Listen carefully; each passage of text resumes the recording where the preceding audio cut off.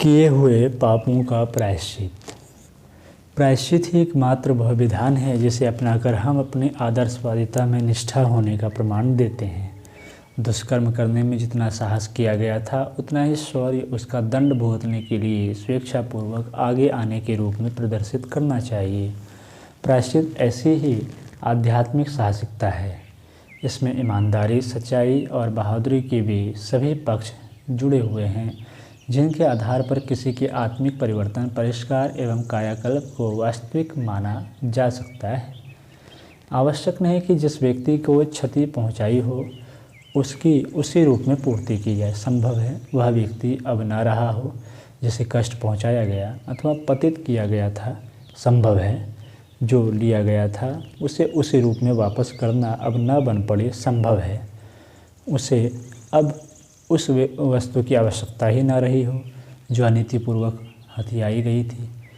किसी को पहुंचाई गई चोट अच्छी हो गई तो अब उसी चोट को फिर से ठीक करने के लिए क्या किया जाए। उद्देश्य यह समझना है कि क्षतिपूर्ति के लिए यह आवश्यक नहीं कि जिसका जो अपहरण उत्पीड़न किया गया है उसे उसी व्यक्ति को उसी रूप में लौटाना होगा। वापस की बात सोचते हुए हमें यह मानकर चलना होगा कि समाज एक पूरा शरीर है और व्यक्ति उसका एक घटक मात्र है। व्यक्ति विशेष को पहुंचाई गई हानि वस्तुतः पूरे समाज की हानि है। तालाब में कहीं भी ढेला फेंका जाए, उसकी लहरें पूरे तालाब में फैलती है। पाप और पुण्य की प्रतिक्रिया भी पूरे समाज को हानि या लाभ पहुँचाती है। शरीर के किसी भी अंग को चोट पहुँचाई जाए, दुखी सारा शरीर होता है। अपमान का प्रहार किसी भी अंग पर हो, मानहानि पूरे शरीर को मानी जाती है।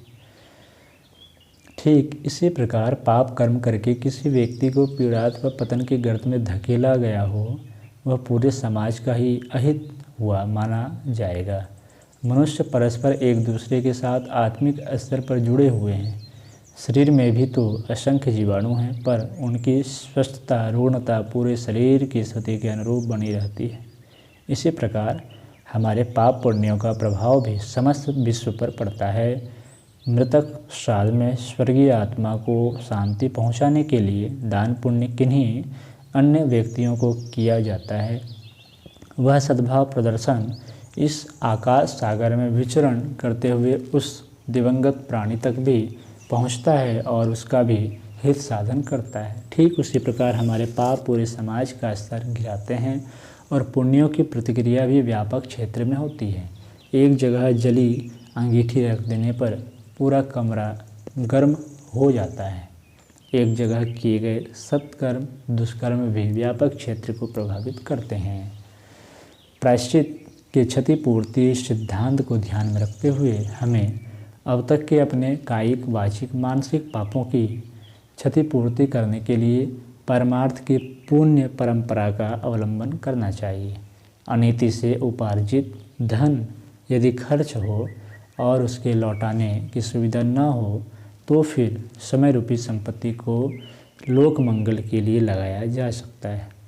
पैसे के बदले श्रम और श्रम के बदले पैसा मिलने की प्रथा प्रचलित है।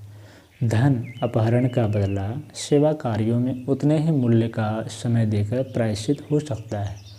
इसी प्रकार यदि किसी को शारीरिक मानसिक कष्ट पहुंचाया गया है तो किन्हीं शुभ कार्यों में धन देकर भी उसकी क्षतिपूर्ति हो सकती है।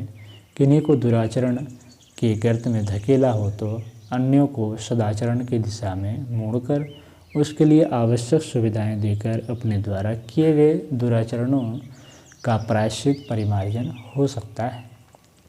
अपने देश में दुराचार के पाप का अर्थ प्रायः व्यभिचार भर मान लिया जाता है, जबकि मानवीय सदाचार की सभी मर्यादाओं का उल्लंघन पाप कर्मों की श्रेणी में आता है।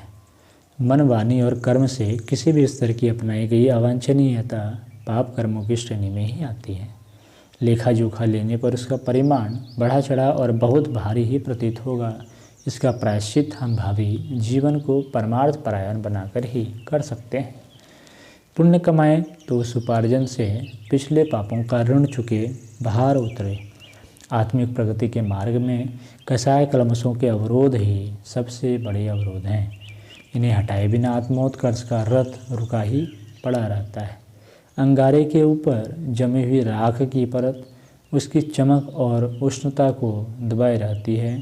उस परत के हटते ही अंगारा अपने पूर्व रूप में आ जाता है। कसाय कल्मषों की शारीरिक मानसिक पापों की परत यदि हटाई जा सके तो स्वच्छ अंतःकरण में आत्म साक्षात्कार और ईश्वर साक्षात्कार का लाभ मिल सकता है। दर्पण को शुद्ध बनाकर ही तो उसमें स्पष्ट मुंह देखा जा सकता है।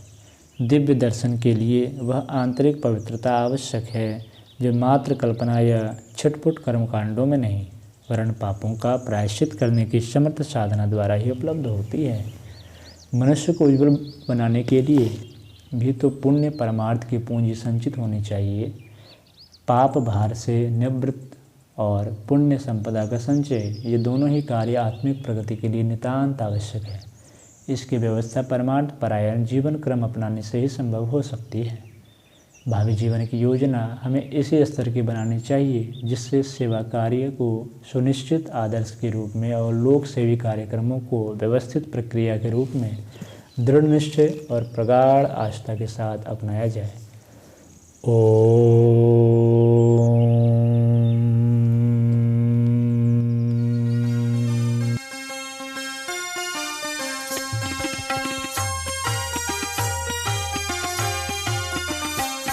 चलो गुरुदेव के सपने सजाने की शपथ ले लें। चलो गुरुदेव के सपने सजाने